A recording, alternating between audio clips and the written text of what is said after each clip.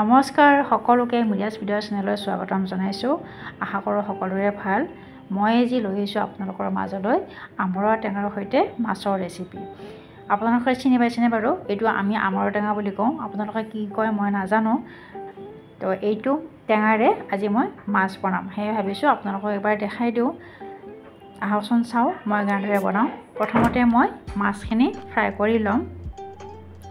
তাৰপিছত আমৰা টেঙাখিনিত ভালদৰে ধুনীয়াকৈ চাফা কৰি ধুই ল'ম। লৈ এইটো মই সানি ল'ম, যিহেতু আমৰা টেঙাটো পকা হয়, তো সেইকাৰণে মই হাতেৰেই সানি ল'ম। আৰু আপোনালোকে ইচ্ছা কৰিলে ইয়াৰ বাকলিটো বা ইয়াৰ গুটিটো পেলাই দিব পাৰে, কিন্তু মই আজি পেলাই দিয়া নাই। মই গোটেইখিনি একেলগে মিক্স কৰি বনাম বুলি ভাবিছোঁ, কাৰণ গুটিটো অলপ খাই ভাল লাগে। তো যিবিলাকে ভাল নাপায় সিহঁতে এইটো পেলাই দিলে হ'ল, কোনো কথা নাই। তো এতিয়া আহকচোন মই প্ৰথমতে মাছখিনি ফ্ৰাই কৰি লওঁ, তাৰপিছত বাকীখিনি দেখাই আছোঁ।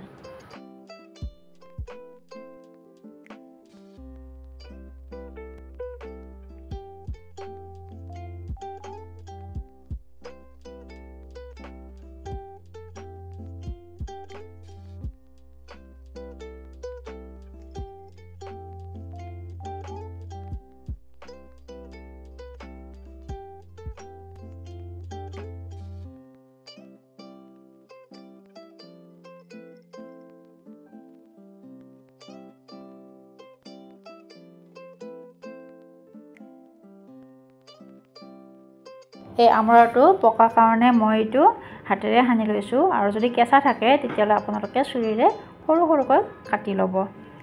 এয়া মোৰ মাছ ফ্ৰাই কৰা হৈ গ'ল, এইফালে মোৰ আমৰাখিনিটোও সানি লোৱা হৈ গ'ল। এতিয়া মই এইখিনি কেনেদৰে বনাওঁ চাম আহক।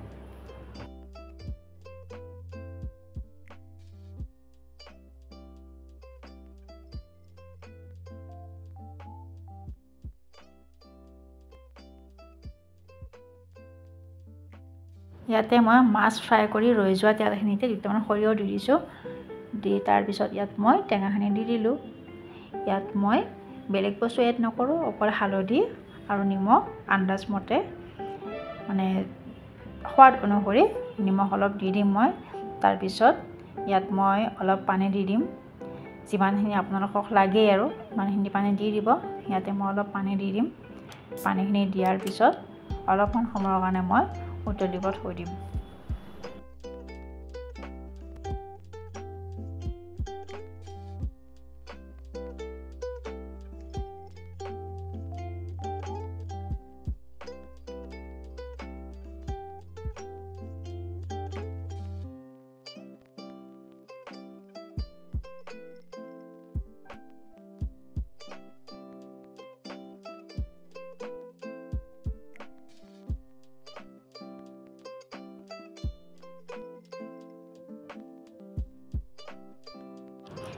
ইয়াতে মই অলপ বেচন বা আপোনালোকে চাউলৰ গুড়ি থাকিলে চাউলৰ গুড়িও দিব পাৰে।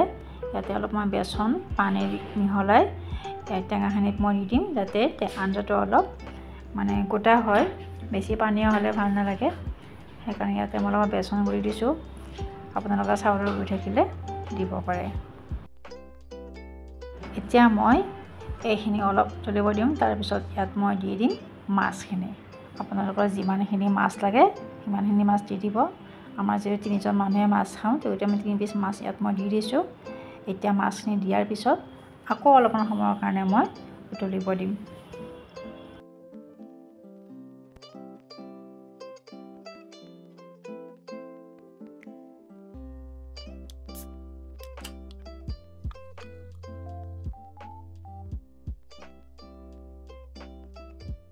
এই আমৰা টেঙাৰ আঞ্জাটো বনাওঁতে বেছি সময় নালাগে, তো আপোনালোকে ঘৰত এবাৰ বনাই চাব আৰু কেনেকুৱা লাগিছে কমেণ্ট কৰি জনাব।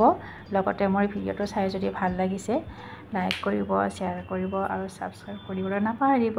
Thank U.